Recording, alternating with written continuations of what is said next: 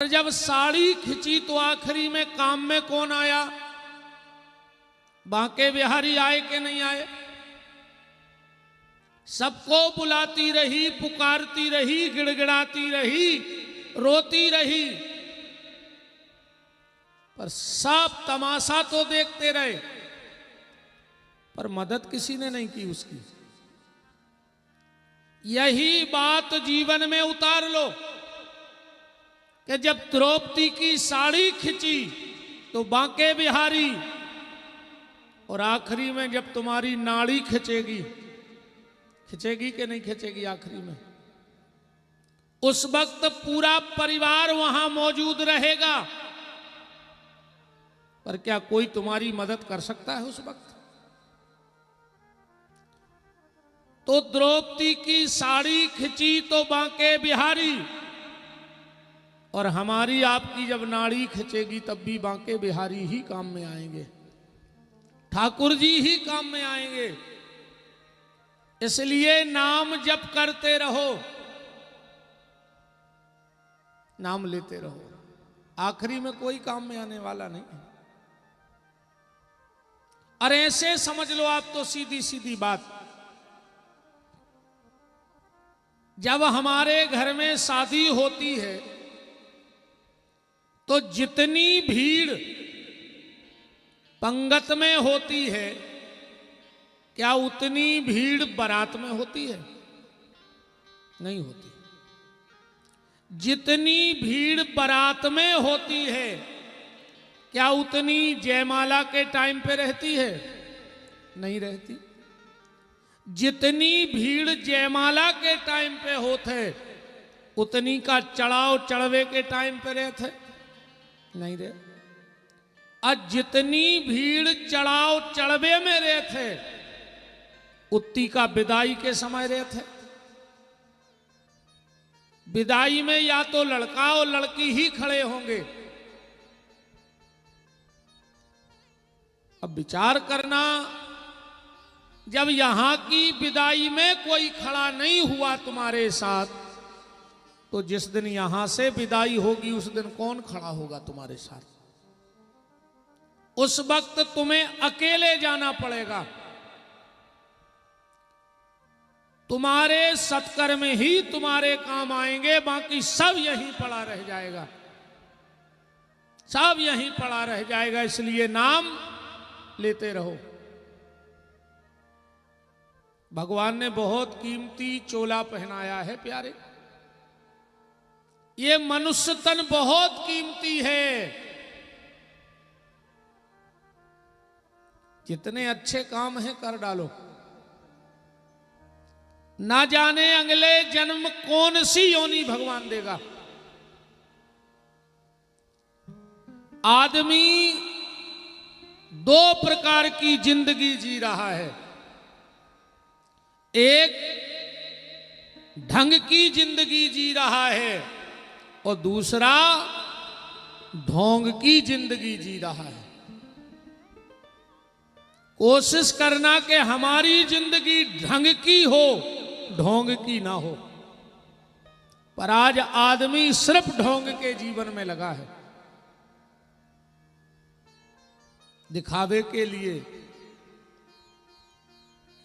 कोशिश करो प्यारे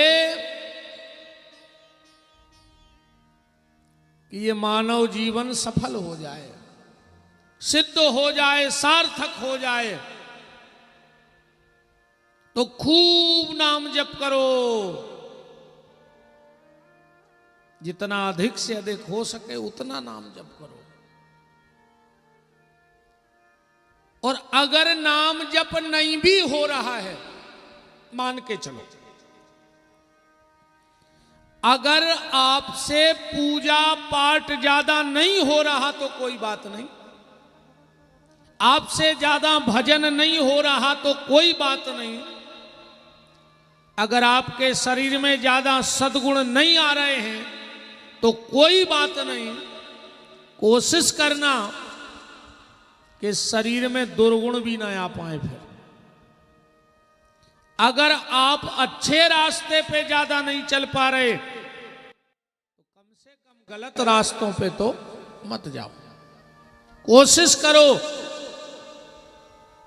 बहुत कीमती जीवन है। आज की चर्चा को हम यहां से प्रारंभ करते हैं। एक संत जी एक किराने की दुकान पे गए, तो किराने वाले के डिब्बे लगे थे। महात्मा ने कहा इसमें क्या है, तो दुकानदार ने कहा इसमें हल्दी है। दूसरे डिब्बे पे हाथ रखा, बोले इसमें क्या है, बोले इसमें मिर्चा है। तीसरे डिब्बे पे हाथ रखा, इसमें क्या है, बोले इसमें धनिया है, इसमें लौंग रखी है, इसमें इलायची। अब डिब्बे तो बहुत लगे थे। महात्मा ने एक डिब्बे पे हाथ रखा, बोले इसमें क्या है, बोले इसमें राम है, राम। महात्मा तो नाचने लगे, बोले राम भी बेचने लगे। बोले नहीं नहीं महाराज, ये डिब्बा खाली है। तो बोले तुमने ये क्यों कहा कि इसमें राम है? उसने कहा हमारे पिताजी कहते थे कि कभी भी दुकानदार को ये नहीं कहना चाहिए कि ये खाली डिब्बा है जिसमें कुछ ना हो। कोई पूछे क्या है, बोले इसमें राम है। महात्मा की आंखों में आंसू आ गए। बोले बेटा, मेरे जीवन में आज बहुत बड़ी शिक्षा मिल गई। बोले क्या? बोले तूने कहा खाली डिब्बे में राम है, मतलब जब हम भीतर से खाली हो जाएंगे तब ही हमारे भीतर राम बैठ पाएंगे। जब भीतर से काम, क्रोध, लोभ, मोह, मत्सर, दंभ, अहंकार, पाखंड, ईर्षा, जब इन सब से खाली हो जाओगे तब कहीं जाके राम तुम्हारे हृदय में विराजमान होंगे। पर तुम्हें भीतर से खाली होना पड़ेगा। हमने शरीर में इतने विकार भर दिए हैं, इतने विकार भर दिए हैं कि कहीं भगवान को रहने की जगह शेष छोड़ी ही नहीं है। विकारों से भरा पड़ा है ये शरीर। तो ये विकार जब खाली होंगे तो परमात्मा हमारे भीतर प्रवेश कर जाएंगे। कल आप चर्चा में सुन रहे थे शिव महापुराण के महत्तम में एक देवराज नाम का ब्राह्मण था। कथा के महत्व में सुना था कल। एक देवराज नाम का ब्राह्मण था। आसीत किरात नगरे ब्राह्मणो ज्ञान दुर्बलः दरिद्रो रस विक्रेता देव धर्म परांग मुख। बड़ा दुष्ट ब्राह्मण था। लूटपाट करना, चोरी करना, दादागिरी करना, ये उसका स्वभाव बन गया था। और जब उसने खूब लूटपाट की तो धन भी बहुत हो गया। जब धन बहुत हो गया, मदिरा पीने लगा। देखो, हम आपसे एक निवेदन करें, भगवान से पैसा मांगो। पैसा मांगने में कोई दिक्कत नहीं है, पर ठाकुर जी से एक प्रार्थना जरूर करना कि ठाकुर आप हमें संपत्ति तो देना। संपत्ति बुरी चीज नहीं है, संपत्ति तो देना, पर संपत्ति के साथ साथ हमें सद्बुद्धि जरूर दे देना। क्योंकि व्यक्ति के पास जब संपत्ति आती है तो सबसे पहले उसकी बुद्धि खराब हो जाती है। संपत्ति बढ़ी और बुद्धि खराब हुई तो भगवान से कहना संपत्ति खूब दो, पर संपत्ति के साथ साथ सद्बुद्धि जरूर दे देना। हाय पैसा, हाय पैसा, हाय पैसा मत करो। 3 बातें याद रखना जीवन में। आदमी को इतना नहीं खाना चाहिए जितना वो खा सकता है। आदमी को इतना नहीं खाना चाहिए जितना वो खा सकता है। आदमी को उतना ही खाना चाहिए जितना वो पचा सकता है। पैसा इतना मत कमाओ जितना कमा सकते हो। पैसा इतना ही कमाओ जितना खर्च कर सकते हो। संबंध इतने मत बनाओ जितने बना सकते हो। संबंध उतने ही बनाओ जितने निभा सकते हो।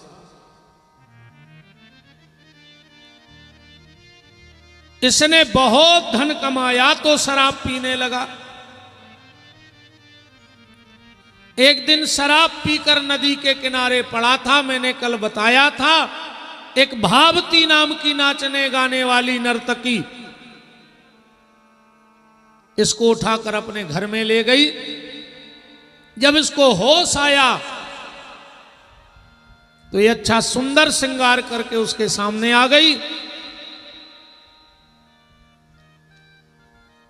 यह देवराज नाम का ब्राह्मण उस वेश्या की चाल में फंस गया।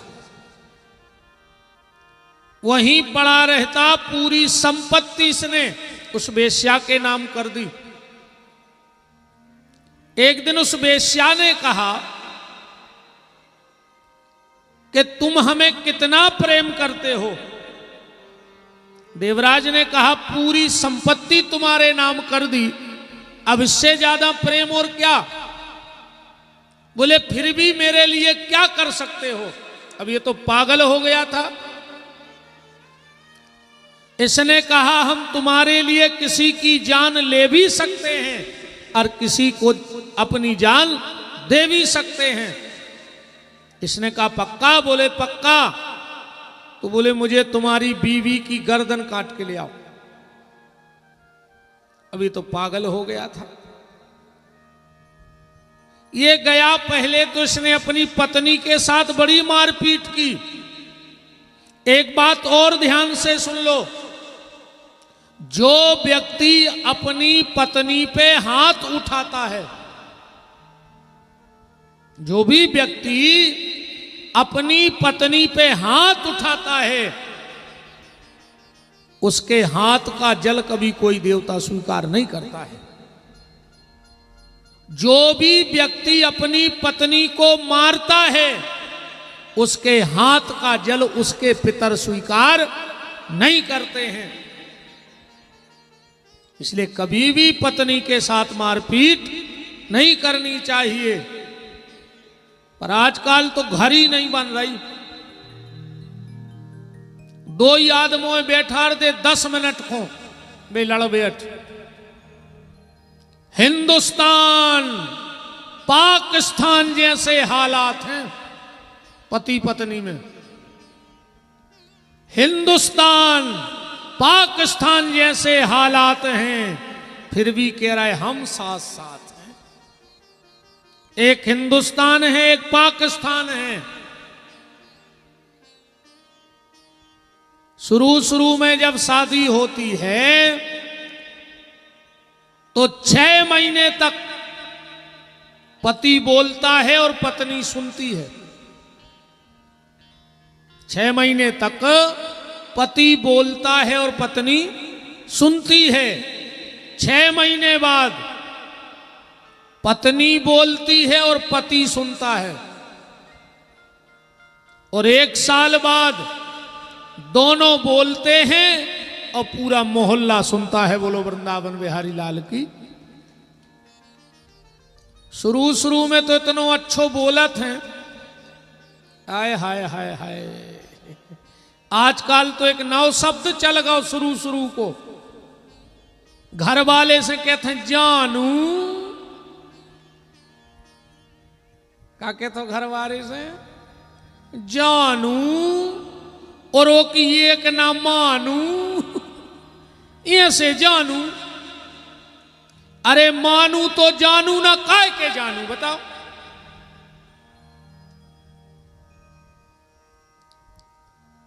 पति और पत्नी को सूर्य और चंद्र की तरह होना चाहिए, चंद्रमा की तरह। कभी कभी अगर पति सूर्य बन जाए, क्रोध में आ जाए, तो पत्नी को चंद्रमा बन जाना चाहिए। और कभी कभी अगर पत्नी सूर्य बन जाए तो पति को चंद्रमा बन जाना चाहिए। उस गृहस्थी की गाड़ी बड़े आराम से चलती है। पर आजकल तो बोले तुम चंद्रमुखी, हम सूर्यमुखी, तुम हमसे दुखी, हम तुमसे दुखी। चलो दो ही जने छत पे चल गए, मूड़ के भर गिर गए, हम भी सुखी और तुम भी सुखी, किलकिल मिटे, है ना। कभी भी भूल करके पत्नी पे हाथ नहीं उठाना चाहिए। वो कितना भी पूजा पाठ करे, पर ना तो कोई देवता उसके हाथ का जल स्वीकार करेगा और ना उसके पितर उसके हाथ का तर्पण स्वीकार करेंगे जो पत्नी पे हाथ उठाता है। इसने पत्नी को जान से मारा देवराज ने, और पहुंच गया उस वेश्या के पास और कहा, देखो तुमने कहा था पत्नी को मार डालो, मैंने मार डाला। उसने कहा, हट, तू मेरी परीक्षा में फेल हो गया। अरे जब तुम ब्याहता पत्नी का नहीं हुआ तो मेरा क्या होगा? बूढ़ा तो हो ही गया था। लात मार के निकाल दिया इसको घर से। संपत्ति तो पहले ही इसने अपने नाम करा ली थी। और फिर ये वेश्या ठहरी।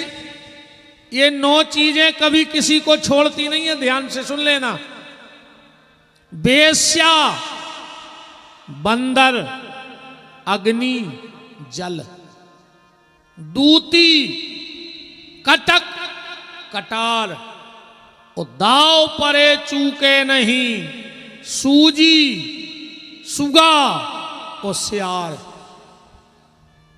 ये 9 चीजें कभी किसी को नहीं छोड़ती, इनका मौका भर लग जाए।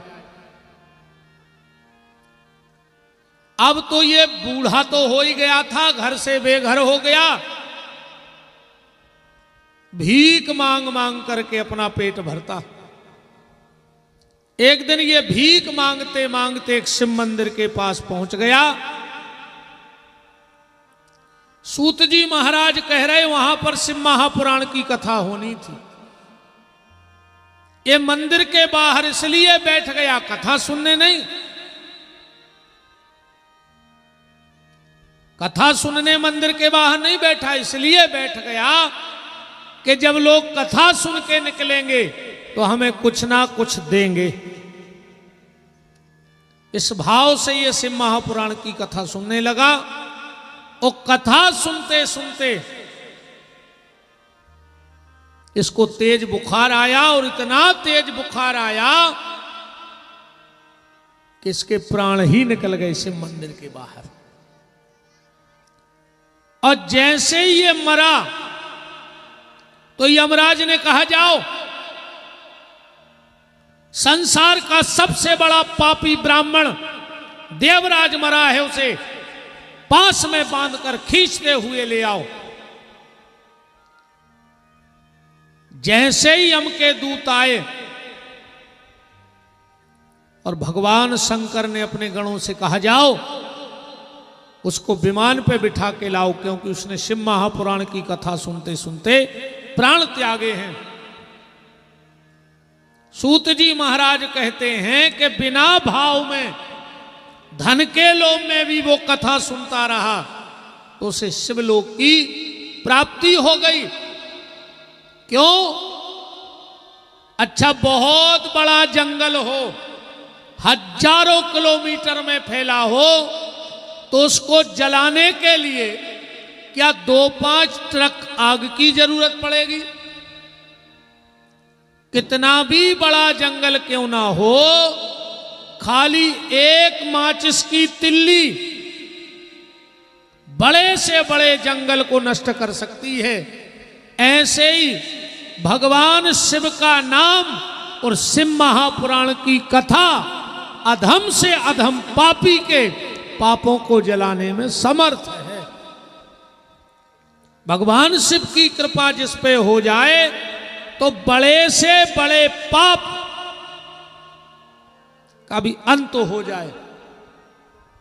सनकादिक ऋषि बोले, आपने तो बहुत अच्छी कथा सुनाई, कोई और इतिहास है कथा का?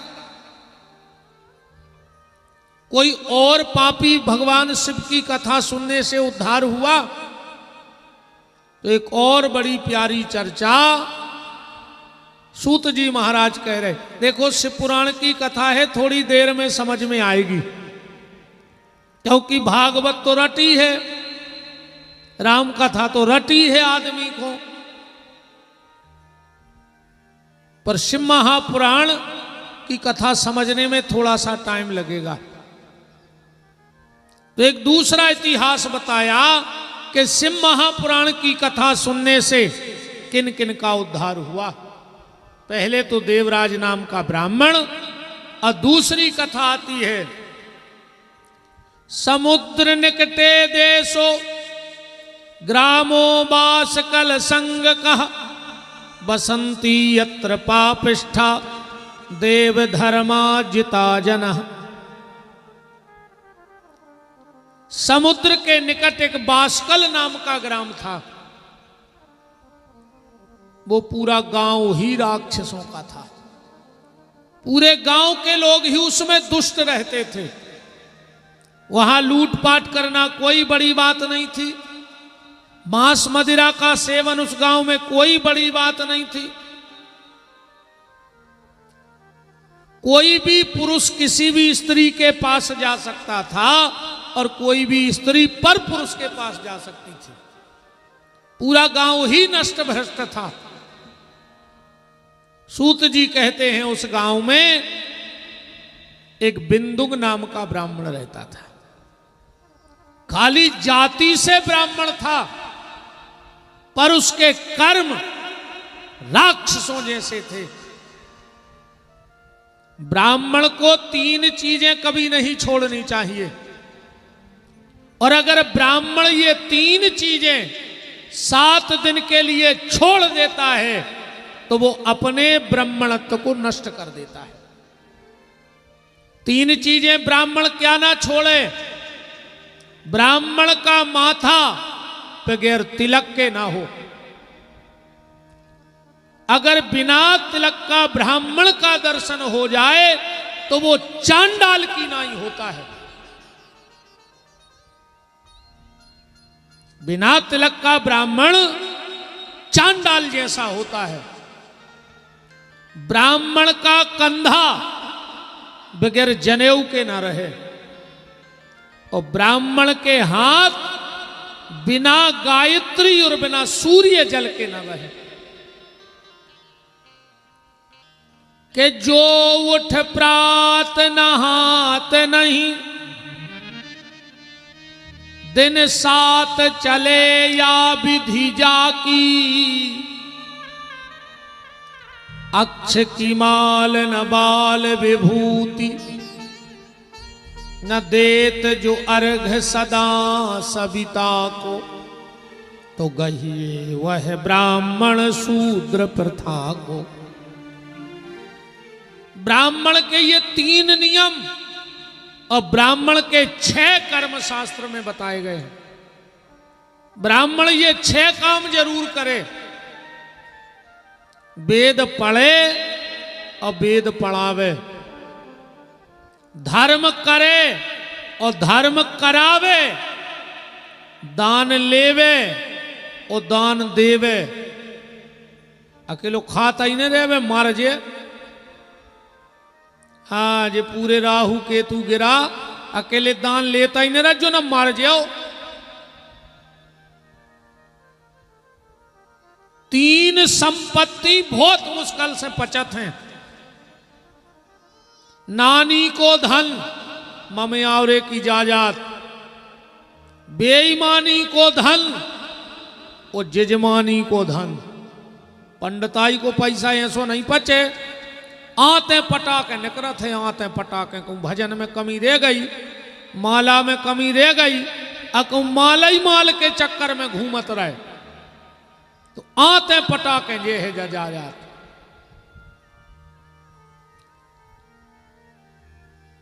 तो वेद पढ़े और वेद पढ़ावे, धर्म करे और धर्म करावे, दान लेवे और दान देवे, ये 6 ब्राह्मण के कर्म शास्त्र ने बताए।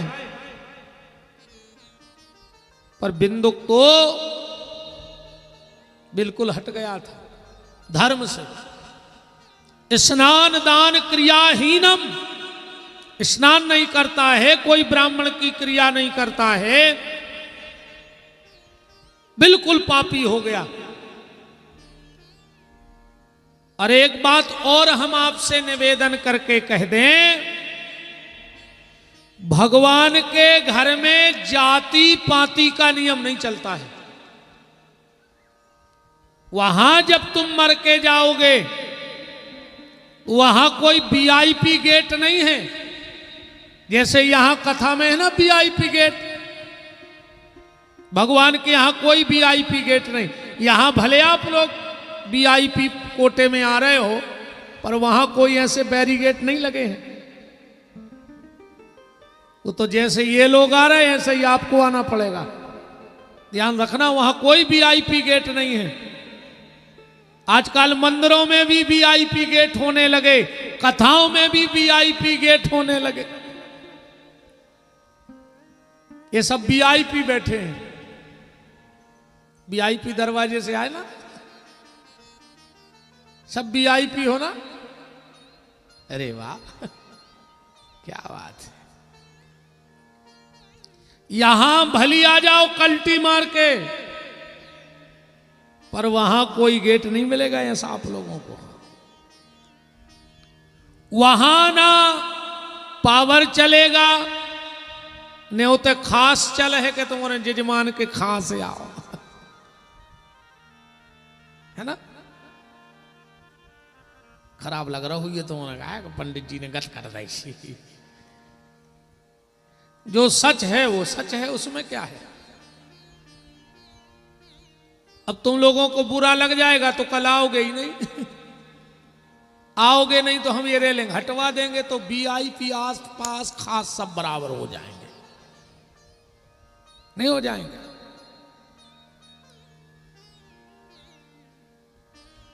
ठाकुर जी के दरवाजे कोई वीआईपी नहीं चलता। ठाकुर जी के दरवाजे कोई जाति नहीं चलती। ठाकुर जी के दरवाजे जब जाओगे तो आपका हिसाब जात के हिसाब से नहीं होगा, आपका हिसाब कर्म के हिसाब से होगा कि तुम्हें किस जाति में भेजा और तुमने जाके कर्म क्या किया, तुम्हें वो चुकाना है। जाति का वहां कोई आधार कार्ड नहीं लगना, न निवास प्रमाण पत्र लगने आए कि दमोए के आओ। वहां तो सिर्फ तुम्हारे कर्मों का हिसाब होना है, इसलिए अपने कर्मों पे जरूर नजर रखना। क्यों कि बीत चली तेरी उमरिया, बीत चली तेरी उमरिया, अपने करम पे जरा डाल दे नजरिया। बीत चली तेरी उमरिया, अपने करम पे जरा डाल दे नजरिया। बीत चली तेरी उमरिया, अपने करम पे जरा डाल दे नजरिया। बीत चली तेरी उमरिया, अपने करम पे जरा डाल दे नजरिया। अनमोल घड़ियों का नाश किया प्यारे, अनमोल घड़ियों का नाश किया प्यारे। तुम्हारे सोई बोलो का अकेले हमारी समय कट रहा हो, हमारी मार है अकेले का। तुम्हारा तो सब कारो कौका खाए बैठे, को उन्हें मार हो।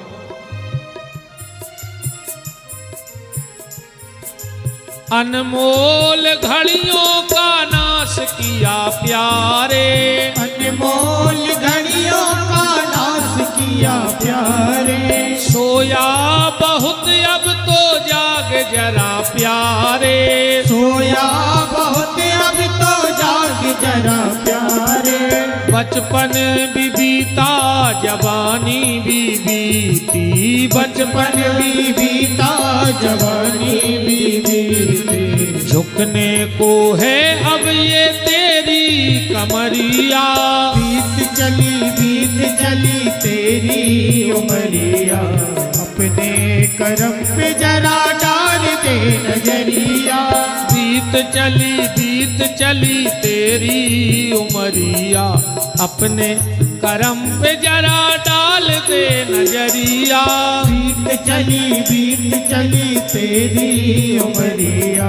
अपने करम पे जरा डाल दे नजरिया।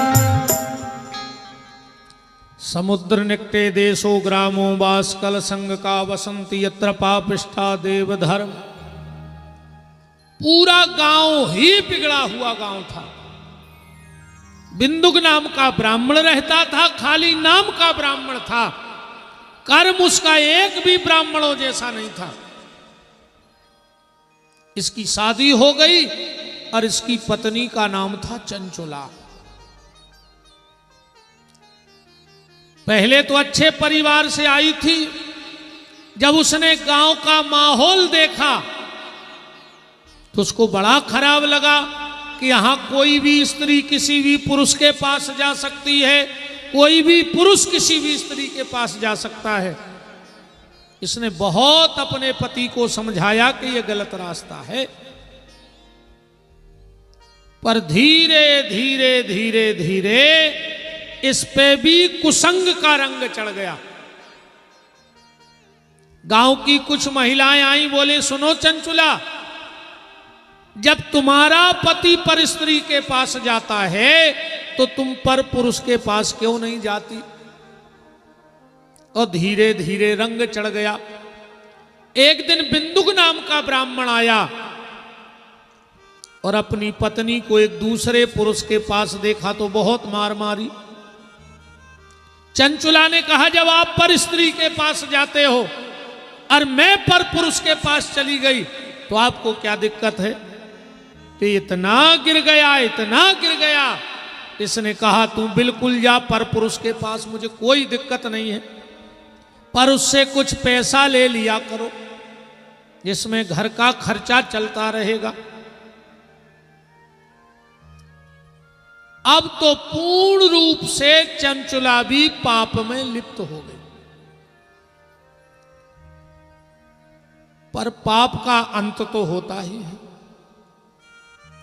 एक दिन यह बिंदुक नाम का ब्राह्मण रास्ते में चला जा रहा था, बड़े भयंकर काले सर्प ने इसे डस लिया और ये मर गया। अब चंचुला भी धीरे धीरे बूढ़ी हो गई। जब बूढ़ी हो गई तो इसको भी अपने पुराने कर्मों पे बड़ा सोच हुआ, पर अब पछताए होत का जब चिड़िया चुंग गई खेत। बुढ़ापा आ गया। एक दिन कुछ लोग जा रहे थे तीर्थ यात्रा के लिए, वहां से निकले तो चंचुला भी उनके साथ हो ली। तीर्थ यात्रा में चलते चलते जहां तीर्थयात्री रुके थे एक मंदिर में, वहां पर शिव महापुराण की कथा हो रही थी। अब पंडित जी कथा कर रहे थे और पंडित जी कथा में कह रहे थे कि जो स्त्री अपने पति को छोड़कर पर पुरुष के साथ रहती है उस स्त्री को नरक में भयंकर से भयंकर यातनाएं दी जाती हैं, क्योंकि पत्नी के लिए पति ही सब कुछ है। हाँ, उसकी पूजा पाठ सब पति है। सबका निचोड़ गोस्वामी तुलसीदास जी ने रामायण में लिख दिया। क्या लिखा है? एक ही धर्म एक व्रत नेमा, ओ काय वचन मन पति पद प्रेम। पत्नी के लिए पति ही सब कुछ है, पर आजकल तो जब चौपाई बदल गई, अब तो एक ही धर्म एक व्रत नेमा, और पति को छोड़ के जाए सिनेमा। घर बारो बाल बच्चे खिला रहे वे फिल्म देख भी चली गए, है ना। इसी ग्रंथ में लिखा है कि जिस बेटे ने एक बार जीवन में अपने मां बाप के चरण धोके चरणामृत पी लिया, उसके सारे तीर्थ हो गए। दुनिया का कोई तीर्थ नहीं बचा जिसका चरणामृत उस व्यक्ति ने न ले लिया हो, जिसने अपने मां बाप के चरण धोके चरणामृत ले लिया। और जिस पत्नी ने जीवन में एक बार अपने पति के चरण धोके चरणामृत ले लो, उसके भी सारे तीर्थ हो गए। पर काय को लगेगा जो हम पांव नहीं पा रहे हैं, वे नहीं पा रहे पांव घर वाए के, वो तो जाकर वो करवा चौथ चल लगाओ, सुबह साल में एक बेर पांव पल ले तो घर वारे के न बे नहीं पारो चाहे। वो तो करवा चौथ को कम से कम आदमी को भी लगा था कि यार हमारी घरे जर्सी है तनक। अच्छा वो दिन भी कैसे पांव परत पता है, आप अंदर आ रहे हमें पांव पड़ने हैं तो सबके सामने पल्ले हो तो कतमाई ना कट जे, घर बारो आए कहूं भी पल्लो पांव का दिक्कत है, भीतर बुला कर पांव परत।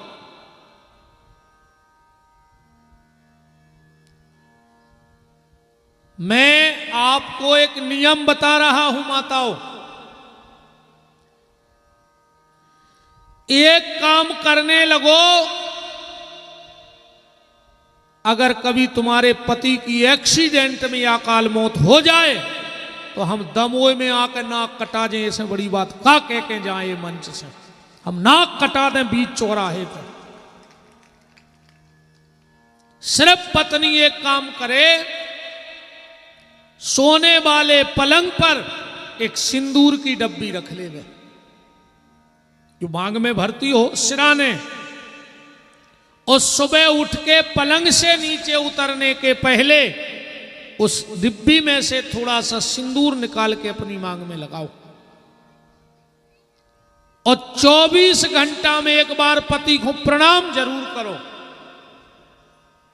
24 घंटा में एक बार पति को प्रणाम जरूर करो, उसके पैर जरूर छुओ, फिर तुम अपने घर की रिद्धि सिद्धि देख लेना, अपने घर की सुख समृद्धि देख लेना, पति पत्नी का प्रेम देख लेना। तो पंडित जी मंच से बता रहे थे और चंचुला पीछे बैठ के कथा सुन रही थी कि जिस भी स्त्री ने पति को धोखा दिया, उस स्त्री को फला फला नरक में ले जा करके और इतनी इतनी यातनाएं दी जाती हैं।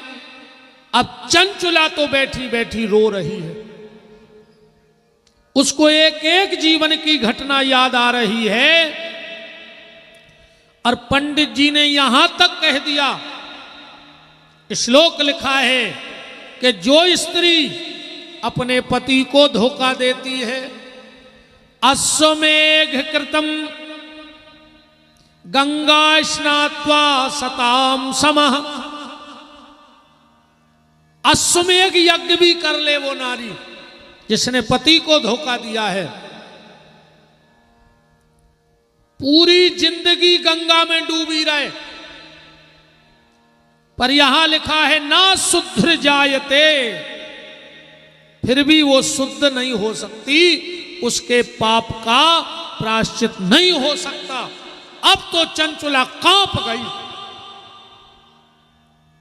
कि अश्वमेध यज्ञ भी कर लो तो भी अब पाप से मुक्ति नहीं होगी।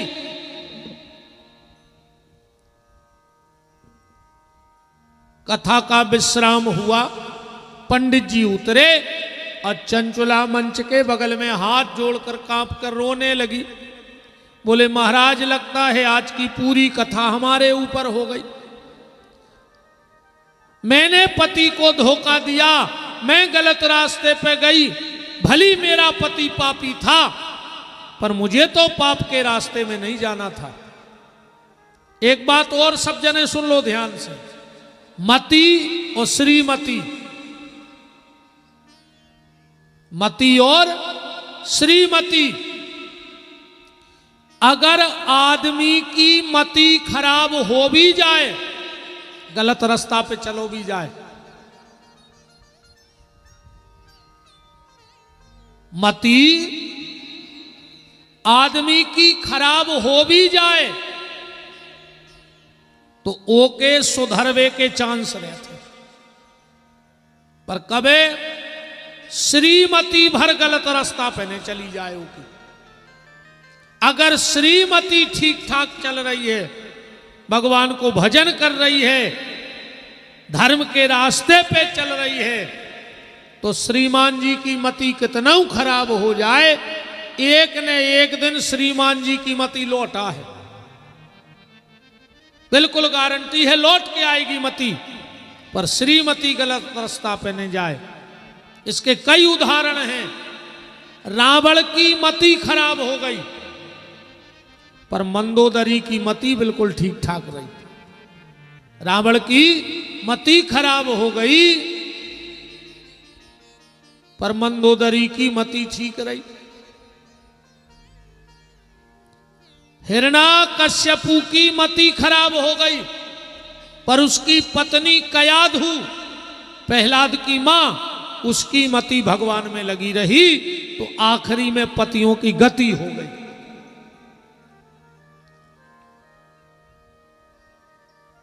और कहूं श्रीमान की मति कितना अच्छी बनी रेवे, कहूं श्रीमती गलत रास्ता पे चली गई, तो श्रीमान को फांसी लगाने पर और कौन उपाय नहीं है। फांसी के अलावा और कोई उपाय नहीं है। भागवत की कथा में धुंधली की कथा तो सुनी हुई। आत्मदेव बहुत अच्छे ब्राह्मण थे, पर पत्नी की मति खराब हो गई, सो आत्मदेव को फांसी लगा कर मरने पड़ा। तो चंचुला कह रही है कि पंडित जी, हमने बहुत बड़ी गलती की है, और जो चंचुला ने कहा है, हम आपको एक, आप सब बैठे हो, एक प्रार्थना है, लगभग सबको आती है। तुम्हें वो माता च पिता, तुम्हें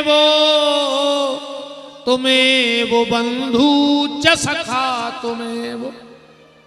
अब आगे तो तुम्हारे आता ही है, पर क्या आप में से कोई ये बता सकता है कि जो मंत्र कहां को आए, कौन से वेद को, कौन से पुराण को, कौन से शास्त्र को, और कहां लिखो है?